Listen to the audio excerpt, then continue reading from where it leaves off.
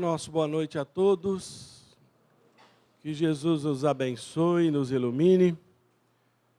Que esse ambiente de paz possa favorecer todos aqueles corações que se encontram em necessidade, em dores, em provas. E que também essa mesma paz vai ao encontro daqueles que são dos nossos sentimentos e que nós estamos sabendo estar enfrentando as suas dificuldades. Todas as vezes que nós nos unimos através deste carinho que os benfeitores espirituais nos envolvem e pensamos naqueles que aqui não estão, mas estão nos nossos corações, nos nossos sentimentos, com certeza eles serão beneficiados. Para nós é uma alegria retornarmos a esta casa. Aliás, quando o Abilinho falou da nossa, nós ficamos pensando na diferença de anos, não é? Esta casa, 91 anos. A nossa casa, agora em setembro, 22. E eu me recordo muito bem quando eu estive aqui, e esta casa estava completando, se eu não me engano, 83 ou 84 anos. Foi num domingo pela manhã. E nós ficamos refletindo sobre todo esse tempo, todas essas horas, esses dias, tudo que foi feito em benefício do próximo, tudo que se desenvolveu, quantas dores não aplacou, quantos esclarecimentos não proporcionou, enfim, é uma luz que se acende na escuridão da vida, nesse planeta em que ainda predomina a dor, a dificuldade, o planeta de expiação e de prova. Sem dúvida nenhuma, nós estamos enfrentando uma pequena crise. Mas depende de cada um de nós dimensioná-la. Depende de cada um de nós da dimensão que nós quisermos dela. Para uns, ela tem um significado, uma influência muito grande.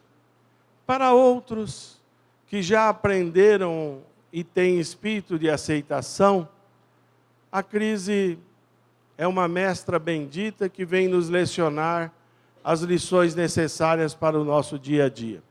E sabemos também, né, Abilinho, que depois de toda crise superada, nós saímos mais fortes, mais resolutos, mais otimistas e fortalecidos no bem.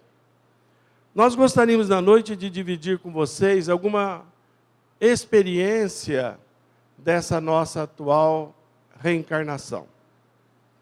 E nós gostaríamos de começar dizendo que nós somos de família espírita. Os nossos bisavós eram espíritas. Consequentemente, eu fui criado num lar espírita. A linguagem dentro da minha casa era totalmente espírita. A palavra espírito, reencarnação, obsessão, influência negativa, influência positiva, pluralidade dos mundos habitados, a generosidade e a bondade de Deus, a comunicabilidade dos espíritos, era algo que desde pequeno nós ouvíamos. No começo, quando eram muito pequenos, meio ressabiados, meio amedrontados. Porque aquela época era muito interessante. A doutrina, ela estava naquela fase de anunciação. Então, os fenômenos físicos eram comuns. Me lembro que eu tinha uma tia-avó que ela proporcionava esses fenômenos físicos. Eu era garotinho de 6, 7 anos e jamais vou esquecer, porque eu fiquei sem dormir muitas noites, pensando naquele fato inusitado, quando ela estava à mesa do café e, de repente, ela fez com uma espécie de sono. Para mim, à época, hoje, transe, né? Conhecendo a nossa querida doutrina espírita. Então, ela já era velhinha, era muito bonitinha, o cabelinho branco, sempre muito perfumadinha, arrumadinha. Então, nós tínhamos por ela um carinho especial. E, de repente, ela fechou os olhos, a cabeça pendeu, e para o meu espanto, para o meu embranquecimento, se tem esse termo, fiquei mais branco que giz.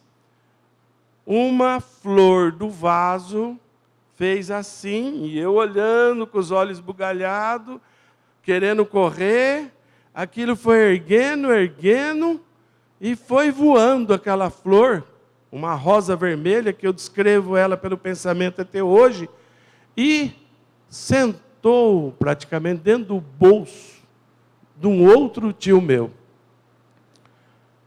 É bonito? É lindo, uma flor voando, é para lá de lindo. Mas para uma criança de 6 anos, meu Deus, fiquei pensando, né? Será que ela não vai trabalhar no circo? Será que ela não vai fazer mágica no circo? Que para mim foi uma mágica. Para mim foi uma mágica. Eu fiquei extasiado e amedrontado ao mesmo tempo. E aí eu percebi que aquilo de mágica não tinha nada. Tinha um trabalho, uma faculdade mediúnica que proporcionava efeitos físicos. E aí, de quando em quando, eu falava para a minha tia, ela chamava Carmela. Ô tia Carmela, quando você vai fazer aquilo outra vez? E ela me olhava com aquele sorrisinho tranquilo e falava, mas fazer o quê? Aquilo. Mas o que é aquilo?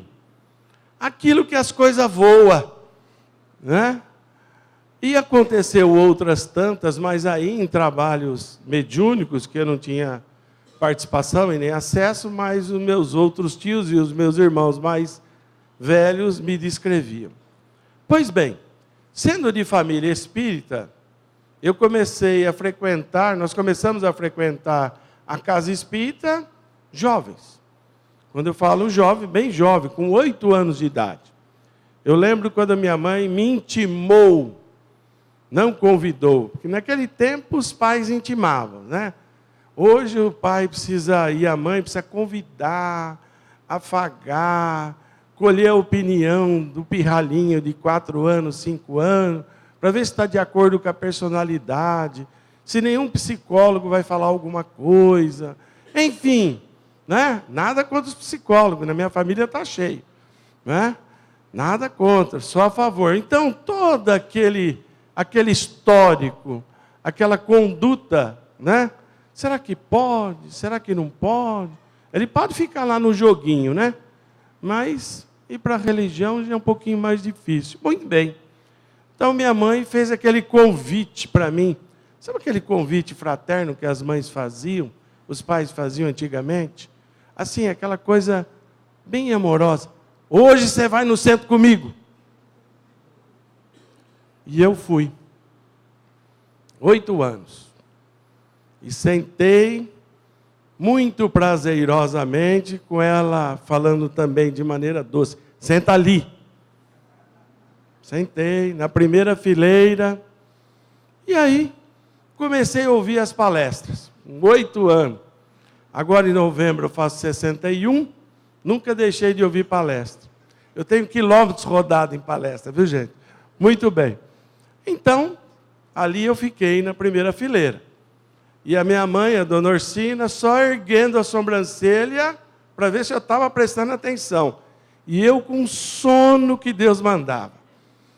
Mas eu tinha que ficar com os olhos abertos, prestando atenção. Nem que eu não estivesse entendendo nada. Mas a minha cabeça começou a divagar. E eu comecei a pensar, por que é que a minha mãe tinha me trazido tão cedo na casa espírita, já que os meus irmãos, bem mais velhos, nenhum.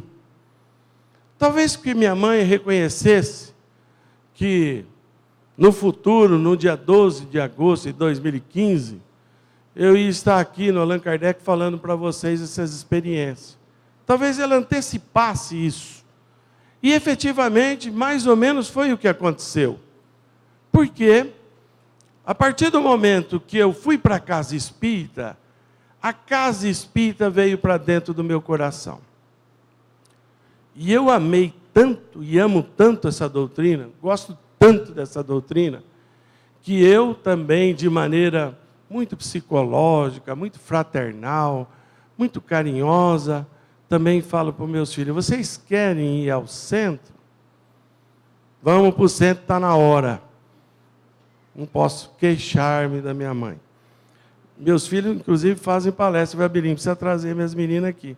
Elas falam, aliás, eu tenho a mais velha, ela tinha 6 meses quando ela falou papai. A primeira vez que ela falou papai. E nunca mais parou de falar. Então, se trouxer ela aqui, ela vai falar, e vocês têm que falar, acabou. Não é? Muito bem. Então, estava eu na primeira fileira, incorporei aquela doutrina, comecei a amar os conceitos, e aquilo que muitas vezes nós nos damos conta. Tudo aquilo que se falava era sobejamente conhecido por mim. Não era nenhuma novidade, nada me espantava, nada me deixava em dúvida. A sequência lógica daquelas conclusões que os oradores, os palestristas iam fazendo, muitos observando o Livro dos Espíritos, o Evangelho, a Gênese e toda a obra de Kardec, aquilo era para mim relativamente tranquilo. Eu percebia que eu devia trazer alguma, não vou dizer bagagem, algum débito muito grande de encarnações passadas, em função de eu ter o conhecimento e não ter feito a prática harmoniosa da caridade e a vivência da fraternidade. Então, comecei a frequentar a casa espírita e não mais deixei. Quando eu tinha por volta dos 12 anos, começou a acontecer alguns fatos na minha vida que merecem as nossas reflexões, até a título de experiência. Eu comecei a ter uma espécie de uma depressão, uma síndrome do pânico, que hoje recebe o nome. Eu comecei a ter medo de tudo e, ao mesmo tempo, não sabia explicar o porquê do medo.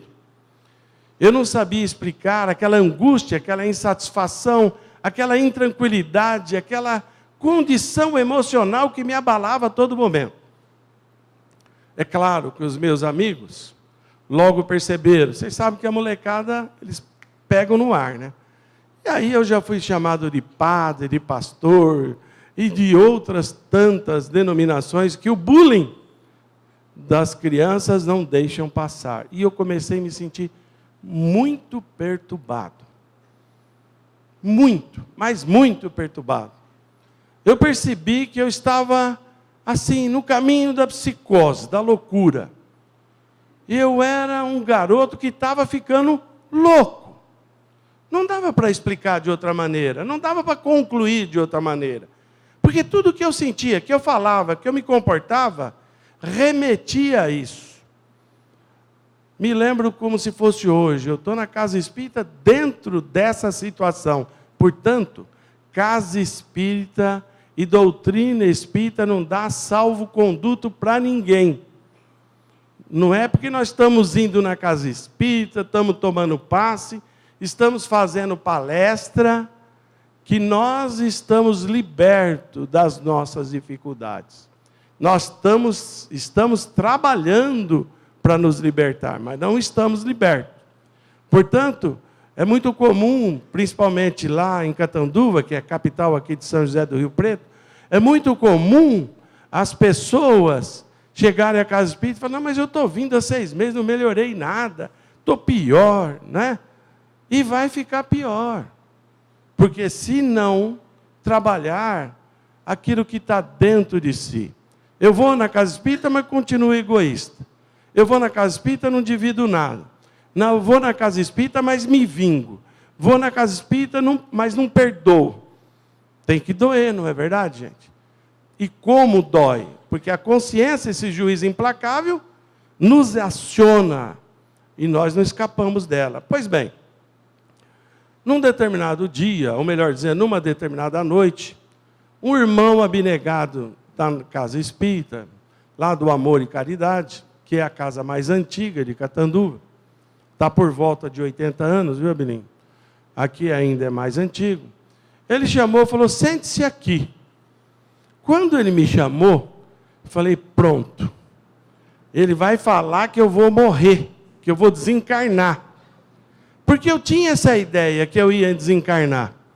Olha que interessante. Olha o que vai na cabeça de um jovem.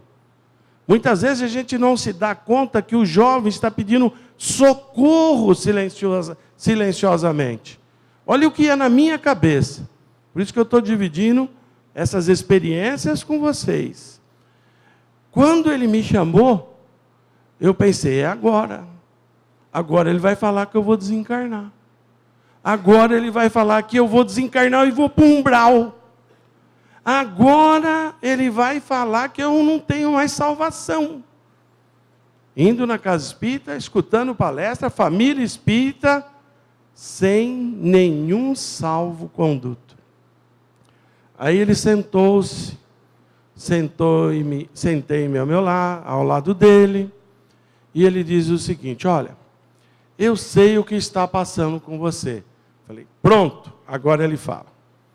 Porque eu me recordo, gente, quero fazer um parênteses, eu me recordo que à época eu era nadador, eu nadava, eu competia, eu fui campeão. E eu treinava muito, eu fazia 2 treinos, um às 5 da manhã e outro às 5 da tarde. Então, para ganhar campeonato paulista, como eu ganhei, brasileiro, precisava treinar. E as provas que eu nadava eram provas longas. Consequentemente, o nosso treino era treino longo. E eu ficava pensando, conforme eu ia nadando, Belinho, olha o que ia na nossa cabeça. E se eu desencarnar agora? E se eu tiver um ataque agora? E se eu me afogar? Então eu estava treinando dentro daquele esforço, e ao mesmo tempo aquelas ideias, aquelas monoideias, não saía da minha cabeça. Então quando ele pediu que eu sentasse ao lado, eu pensei comigo, agora ele vai dar o veredito final. Estou liquidado. E aí ele, muito calmamente, perguntou de tudo e não tocava no assunto. Conversava de tudo e não ia ao ponto. E eu esperando, e ele não falando, até que de repente, ainda bem ele falou. Olha, eu queria te dizer que nós já tivemos orientação dos amigos espirituais aqui da nossa casa, e você não está ficando louco não, viu? Pode ficar tranquilo. O que está acontecendo com você é que você está tendo a sua expansão, o seu desenvolvimento mediúnico precoce. Parêntese. Precisamos tomar cuidado com os nossos filhos, netos, sobrinhos, irmãos, se não está acontecendo isso. Porque muitas vezes a gente acha que é outros problemas e nada mais é do que um desenvolvimento, do que uma expansão mediúnica precocemente. Então ele arrematou, olha, fique tranquilo, você vai superar essa dificuldade, é próprio do desenvolvimento, é próprio daquilo que nós trazemos do passado em forma de delito, de débito, e foi explicando aquilo que eu quase que sabia de tudo. E eu vou te fazer um convite. Continue frequentando, trabalhando aqui na Casa Espírita, porque nós fazíamos a campanha Alta de Souza, todo domingo deixava lá o saquinho, no outro domingo passava nas casas recolhendo os alimentos. Vai trabalhando, vai estudando, vai participando da mocidade, e na hora certa nós vamos tratar da educação mediúnica sua, que já não era desenvolvimento, mas sim educação. E assim foi. Quando eu tinha por volta de 15, 16 anos, depois de frequentar a Casa Espírita todos os anos, ele convidou-nos, né, para que eu participasse da sessão mediúnica. Um trabalho de desenvolvimento mediúnico que toda a Casa Espírita tem, né, o processo da educação da mediunidade. E a partir daí, eu comecei a me reequilibrar. Aos poucos, nada de melhora assustadora. Hoje eu estou ruim, amanhã acordei bom. Não. Pouco a pouco eu fui me reequilibrando, fui contando com a misericórdia, como conto até hoje, a misericórdia dos benfeitores espirituais, que carinhosamente me envolviam, fui indo até que eu consegui um certo equilíbrio, não é? Nada muito grande, né, gente? Um certo equilíbrio, porque nós não podemos dizer que nós somos equilibrados. Porque qualquer influência negativa, ou qualquer pessoa que pise no nosso calo, não é? A gente já mostra o equilíbrio nosso. Muito bem. E nós, então, começamos a fazer a prática mediúnica. E ao fazer a prática mediúnica, as comunicações foram se dando de uma maneira bem autêntica, ao dizer do grupo, né, a quem eu me entregava de coração, e a partir daí eu me tornei, entre aspas, médium. Já que médium todos nós somos, que a mediunidade nada mais é que uma faculdade psíquica, como nós temos a audição, o olfato, o paladar, a visão, nós temos uma faculdade psíquica chamada mediunidade, que faz o intercâmbio entre o mundo material e o mundo espiritual. Todos nós já sabemos. Então, a partir daí, nós começamos a desenvolver e educar a nossa mediunidade. Fundamos uma casa espírita em determinada idade, que agora ela vai fazer os 22 anos. E, como nós nos reuníamos, porque não tínhamos local próprio para nos reunir mediunicamente, nós passamos a nos reunir numa casa espírita com a irmã, que cedia um horário e um dia para que nós fizéssemos as nossas reuniões mediúnicas. Naquela época eu já tinha uma certa maturidade mediúnica, né? Então, já dava comunicação com mais facilidade, apesar das nossas dificuldades. E eu me recordo muito bem que praticamente há 23, 24 anos atrás, nós estávamos para iniciar o trabalho mediúnico, quando de repente eu comecei a sentir a presença, comecei a sentir a influência de um espírito muito generoso, mas muito bondoso. E eu fiquei tão acanhado, que eu tive vontade quase que entrar debaixo da mesa. Falei, nossa, que espírito bom. Né? Será que é algum caravaneiro, uma equipe que está fazendo visita aqui na nossa casa? Poxa, que coisa maravilhosa, né? Estão nos visitando. Fiquei muito feliz, oramos, agradecemos a esses que porventura estivessem nos visitando, nos trazendo o carinho, o afeto. Ficamos sensibilizados. E daí, passada uma semana, na outra semana, olho novamente o espírito, a sensação. Comecei a sentir, falei, nossa, acho que eles voltaram a nos visitar, porque eu estou emocionado, estou sensibilizado com a presença. E, por incrível que pareça, todas as semanas nós começamos a sentir a presença desse espírito. Aí, nós fizemos uma coisa que a gente sempre faz. Quando tem muita dúvida, quando não consegue resolver a questão, nós apelamos lá para o Divaldo, né? Divaldo é amigo nosso há mais de 40 e poucos anos, sempre se hospedou em casa lá em Catanduva, temos por intercâmbio amoroso com ele muitos anos, viu todos os meus filhos nascerem, agora está vendo meus netos, enfim, nós temos uma proximidade carinhosa com ele. E aí, ligamos para o Divaldo. Divaldo, olha, nós estamos com uma sensação assim, assado, descrevemos tudo para ele, ele deu aquela risada baianês dele, falei, meu filho, quando eu for aí em Catanduva, eu te explico quem é essa entidade. Ele marcou a palestra, como também já marcou aqui em Rio Preto, né, Abelinho? Lá em Catanduva é 18 de novembro, aqui acho que é 17 de novembro. Então, o Divaldo está aqui dia 17 e 18 lá em Catanduva.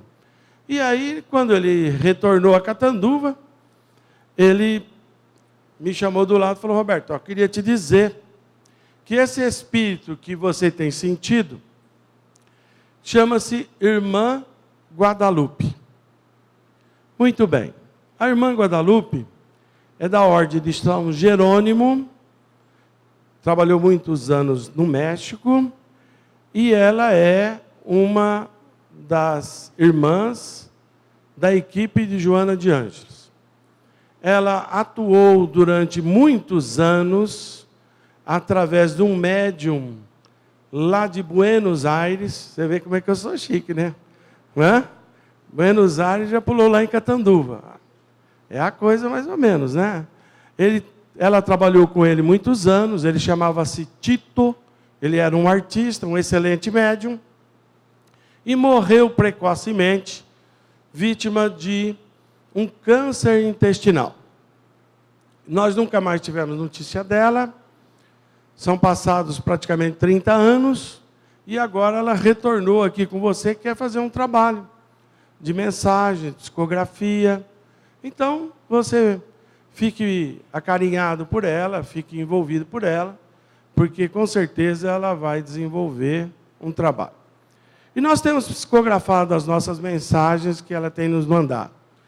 E nós, então, trouxemos na noite de hoje a primeira que ela nos orientou, que fizéssemos algumas assertivas, algumas palavras sobre a própria mensagem. Então, essa mensagem, ela deu de si, que nós psicografamos em... Quando foi, Ari Dourado? Aqui não diz, mas foi o ano passado. Então, foi a primeira que ela nos orientou para que nós falássemos a respeito da mensagem que ela havia nos remetido. Ela deu de si, em que ela se baseia na passagem do óvulo da viúva, quando Jesus, juntamente com os discípulos, vai até um determinado local, onde iam se fazer doações. O Evangelho, então, nos traz essa passagem, e Mateus anota no capítulo 12, no versículo 44. Ela deu de si. Então, vamos lá, Ari. Então, eu vou ler para vocês, para nós acompanharmos. Simples, humilde, seguia na fila das doações, caminhava tranquila, aguardava a sua vez. À sua frente, os abastados da época, que efetuavam enormes depósitos no gasofilácio. Jesus, junto aos discípulos, a tudo e a todos observava, com a mansuetude no olhar. Não julgava o peregrino celeste, somente observava os corações nas doações. Gasofilácio. O que é o gasofilácio? É uma caixa grande, com uma tampa, que de quando em quando era colocada em determinado local para receber as doações. Então, se propagava a época que o gasofilácio ia ser colocado a tal hora, tal dia, em tal local, e aqueles que quisessem fazer doações poderiam se posicionar. Então, o que acontecia naquela época? Acontecia, se formava fila, e aqueles que iam fazer as maiores doações disputavam os primeiros lugares. Nada diferente, né? Hoje é bem diferente, né, gente? As pessoas dão anônima, ninguém nem fica sabendo, né? Mas naquela época não, né? Naquela época queria ser distinguido pelas doações. Então, formava-se aquela enorme fila e as pessoas despejavam, esse é o termo, dentro da caixa chamada gasofilácio, as suas doações. Como eram medidas essas doações? De que maneira? Pelo barulho que fazia ao cair dentro da caixa as doações. Quanto mais barulho, mais doações. E mais as pessoas eram exaltadas, dizendo, olha, o ciclano doou tanto, o senhor doou tanto. Então todo mundo ficava ali para medir a grandeza do coração, que era intimamente ligado ao barulho dentro da caixa. E aí, Jesus, junto com os seus discípulos, se coloca num canto e fica vendo toda aquela cena que Mateus reportou no capítulo 12. E ele ficou observando quem estava na fila. O que é que trazia no coração? Qual era o sentimento daquele momento? E aí ele percebe que na fila estava uma pobre viúva. Essa pobre viúva estava ali também, com o coração às mãos, para fazer a sua doação. Aí prosseguimos. Aproxima-se a vez da pobre viúva. Movida por mãos mágicas, deixa cair naquele recipiente 2 pequenas moedas. Juntamente com a sua doação, doou parte da sua vida, de seus sacrifícios. Espantam-se alguns com a ousadia daquela viúva. Como doar tão pouco junto aos doadores potentados e abastados? É justamente o que acontece. Porque dar, hoje se tornou bem simples. Não doar, dar. É só pegar o telefone e faz, 7, doa 7 reais. 10 reais. 20 reais. 30 reais. Então, não existe nenhum envolvimento carinhoso, amoroso. Se dá. Se colabora. Mas aquela doação, que a gente se entrega junto, que a gente se condói por aquele que está em estado de necessidade, aquele que precisa de um afago além da moeda, além do dinheiro, além do agasalho, além do alimento, aquela doação que não humilha, que não é esmola, aquela doação carinhosa, isso se torna cada dia mais difícil, não é? Porque vejamos, se uma pessoa maltrapilha chega perto de nós, primeiro nós nos assustamos, achamos que ele pode nos assaltar. E rapidamente a gente doa qualquer coisa, uma moeda, 2 reais. Por que a gente dá? Não doa? Para se ver livre, até do mau cheiro. Mas não há doação da nossa parte. Interessante, quando nós tínhamos por volta de 16 anos, nós íamos costumeiramente lá no Chico Xavier. Formávamos as nossas caravanas de jovens da mocidade lá do Amor e Caridade, e olha que nós íamos para lá.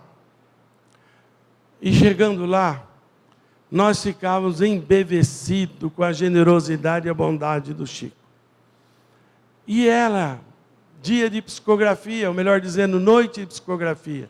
Quantas vezes nós não vimos Chico psicografar, e as mães que tinham separado dos seus filhos pelo fenômeno inexorável da morte física, que traziam os corações despedaçados, elas se encontravam na fila a exemplo daquela pobre viúva que o Evangelho retrata.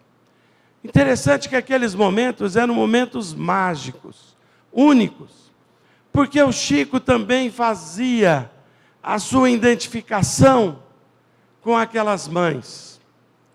E o Chico consolava, e nós tivemos a oportunidade de ver e de sentir, não só com a carta, aquela carta trêmula que ele entregava para aquele coração despedaçado. O Chico consolava porque chorava junto. As lágrimas das mães e as lágrimas do Chico se confundiam. E aí as mães, dentro daquela emoção suprema de receber aquela carta com dados, nomes, e principalmente com sentimento, elas choravam, mas de alegria. Então, a mesma identificação que o Chico tinha com as mães que buscavam notícia dos seus filhos, é a mesma identificação que Jesus teve com essa pobre viúva. Quando ela se colocou na fila, ele e ela se identificaram, ou melhor dizendo, ele a identificou. Porque, como ele dizia, não cai uma folha da árvore sem que o pai soubesse. Então, havia aquela identificação, aquele carinho, aquele afeto. E a partir daquele momento, Jesus distinguiu nela alguém não só que vinha doar 2 moedas que sequer fez barulho, mas vinha doar de si, dar de si, porque deu do seu sacrifício. Talvez aquela viúva tivesse doado naquela fila, num gasofilácio, o seu almoço, a sua janta, o agasalho dos filhos, o almoço dos filhos. Quem sabe que tipo de sacrifício ela fez para poder depositar 2 moedas? E era a mesma identificação que o nosso querido Chico fazia com as mães. E eu me recordo que numa determinada noite eu levei uma daquelas máquinas fotográficas, que não é digital, que nem hoje, né, gente? Era de filme, que você precisava mandar revelar. E a partir do momento que uma determinada mãe recebeu o nome do seu filho e foi se aproximando do Chico, eu fui tirando as fotos. Fiz uma série de fotos.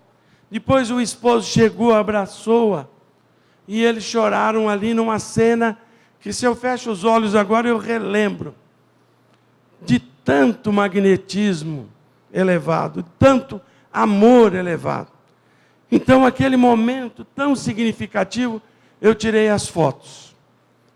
Acabou, passou-se a outra carta, e eu fui procurado por esse jovem casal, que me disse assim: olha, você tirou as fotos. Falei, de fato, tirei várias. Você poderia nos ceder algumas cópias? Claro, faço questão, inclusive.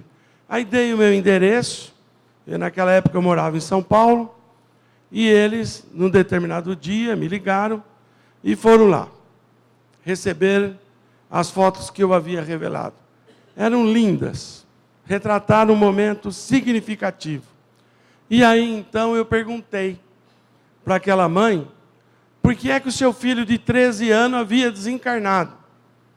Não era uma curiosidade, era vontade de unir-me também, guardadas as devidas proporções, com o coração dela. E ela disse: olha, eu e meu esposo sempre trabalhamos com muito sacrifício, sempre vivemos pagando aluguel. Compramos um pequeno terreno, começamos a construir. Como o terreno era pequeno, nós precisamos fazer a nossa residência em 2 pavimentos. Num determinado dia, nós fomos visitar a obra, era um fim de semana. O nosso filho de 13 anos foi junto e pediu que ele queria seguir à frente. E ele seguiu à frente pela construção. E de repente ele subiu no pavimento de cima, no andaime. Quando eu fui falar para ele: cuidado, filho, a tábua se rompeu e eu vi o meu filho escapando lá de cima e estatelando-se embaixo.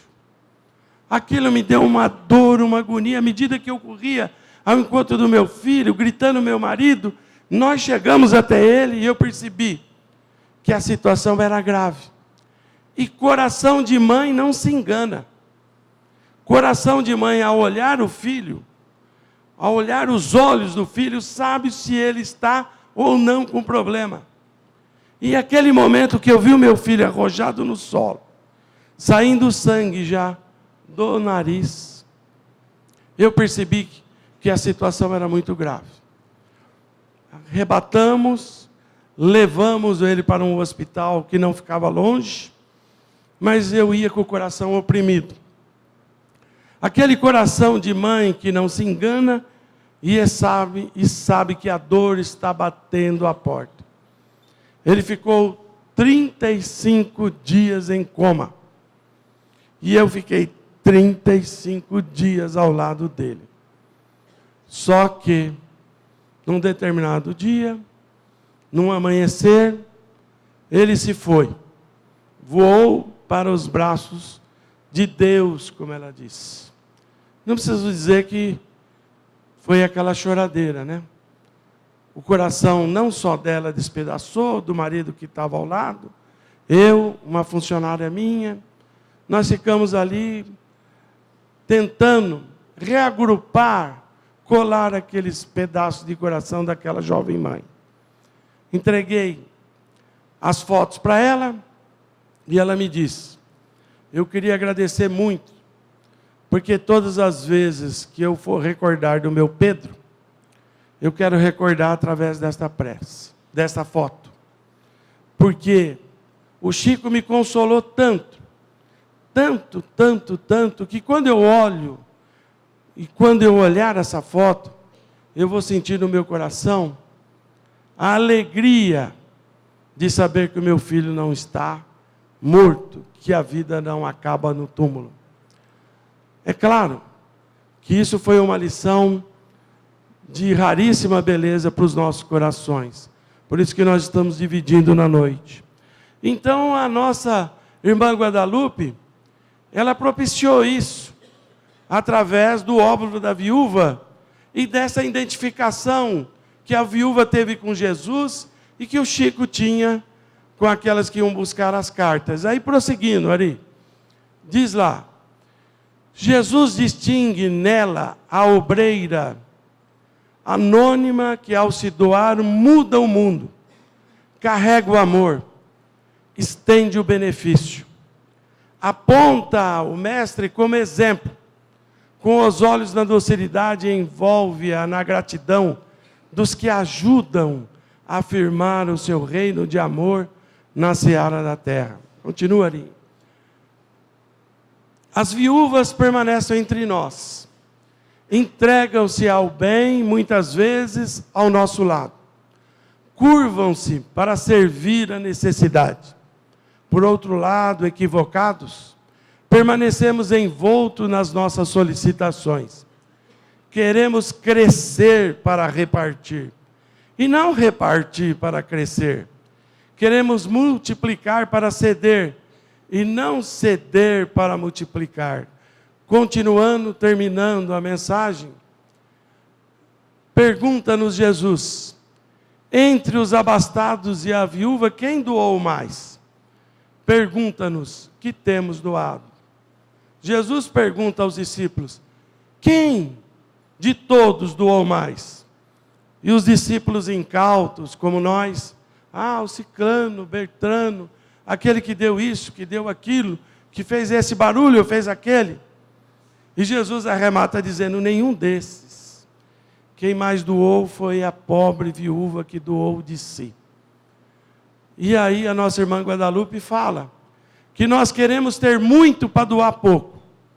Queremos multiplicar para a gente ceder alguma coisa. Temos muita dificuldade de doar.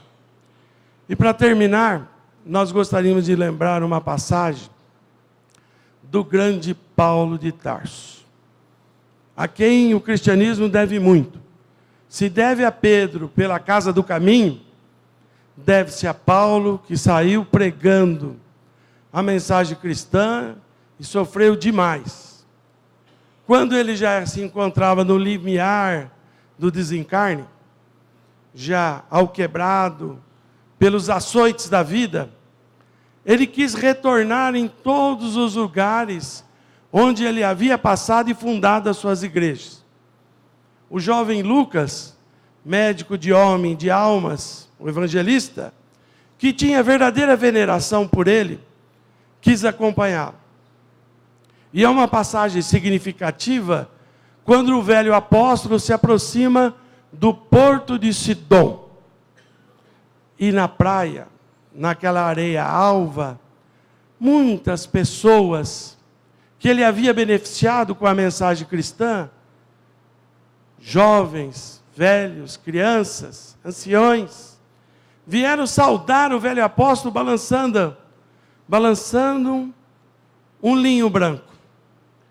E do lado dele, o grande Lucas diz, Paulo, que beleza, eu haverei de escrever sobre isso. Quero dizer quanto eles te amaram, quanto eles te respeitaram e quanto você pôde ensiná-los a respeito do nosso querido mestre. O velho apóstolo calmamente virou-se para ele e falou, não escrevas por qualidades que eu não tenho. Se queres escrever sobre mim, não fale das minhas doações, que praticamente inexistiram. Fale e escreva da luta que eu tive para retornar no mesmo caminho que ceifou vidas, que perseguiu. Fale do meu retorno pelas mesmas estradas que feriram os meus pés, que fizeram meu coração sangrar pelas más lembranças durante as minhas perseguições dos cristãos. Não escreva de qualidades que eu não tenho. Escreva do meu trabalho e da minha veneração a Jesus. Reconheceu que doar está muito acima daquilo que nós julgamos ser doação. A verdadeira doação está dentro. A verdadeira doação continua dentro. A verdadeira doação sai de dentro para fora. E essa doação é que alimenta a nossa alma. Essa doação é que faz com que todos nós sintamos no coração a máxima: fora da caridade não há salvação. Não de maneira mecânica, dar por dar, mas aquela doação que quem mais recebe somos nós, sem merecermos. Então, na noite de hoje, nós queríamos deixar consignado a todos vocês o nosso carinho, por ter recebido tantas doações dos corações generosos que nos ouviram. Muita paz a todos.